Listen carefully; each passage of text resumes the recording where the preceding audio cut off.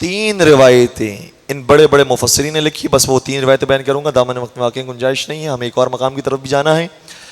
3 روایتیں اس مضمون پر لکھی کہ جو آل محمد کے بغض کے ساتھ مرتا ہے اس کا انجام کیا ہوتا ہے، اور مجھے نہیں معلوم کہ 3 ہی کیوں لکھی۔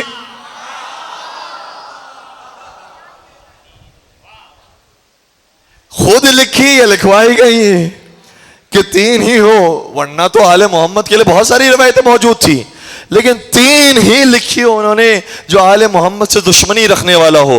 وہ 3 روایتیں سنیے گا اور پھر میں مصائب کی طرف چلے جاؤں گا۔ پیغمبر نے شاہ فرمایا من مات علی بغض آل محمد مات کافرا، جو آل محمد کے بغض کے ساتھ مرتا ہے وہ کافر مرتا ہے۔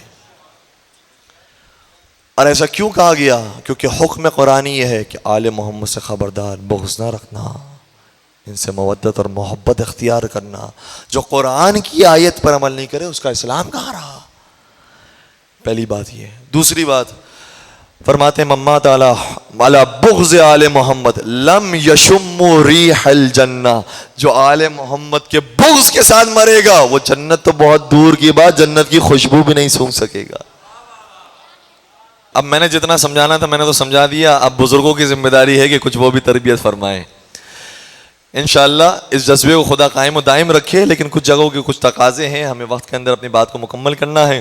آخری روایت میں آپ کی خدمت میں ہدیہ کر رہا ہوں، پیغمبر نے شاہ فرمایا جو شخص آل محمد کے بغض کے ساتھ مرے گا جب قیامت کے میدان میں اٹھایا جائے گا تو مخطوب بین عینیہ، اس کی پیشانی پر لکھا ہوگا آیس من رحمت اللہ، رحمت خدا بھی اس کے اوپر نازل نہیں ہوگی۔ اب کیا رہ جاتا ہے؟ محبت اہل بیت اس قدر ضروری ہے، اور یہ محبت ہمیں اپنی میراث کے اندر ملی ہے، ہم نے اس کے لیے کوشش نہیں کی ہے۔ اور یاد رکھیے گا جب کوئی نعمت آسانی سے مل جاتی ہے نا تو اس کی ناقدری بھی انسان کر لیتا ہے۔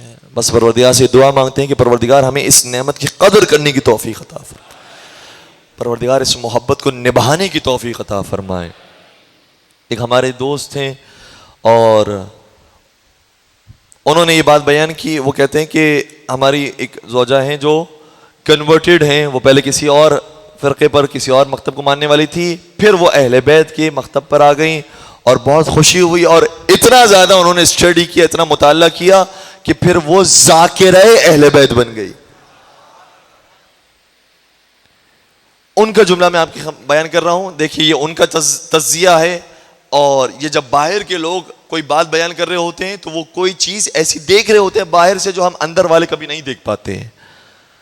وہ کہا کہ جب میں نے اہل بیت کو اسٹڈی کیا تو میں اس نتیجے پر پہنچی ہوں کہ اہل بیت سے بہتر انسانوں میں کوئی نہیں ہے، لیکن اہل بیت کے ماننے والوں کے بارے میں کچھ نہیں کہہ سکتی۔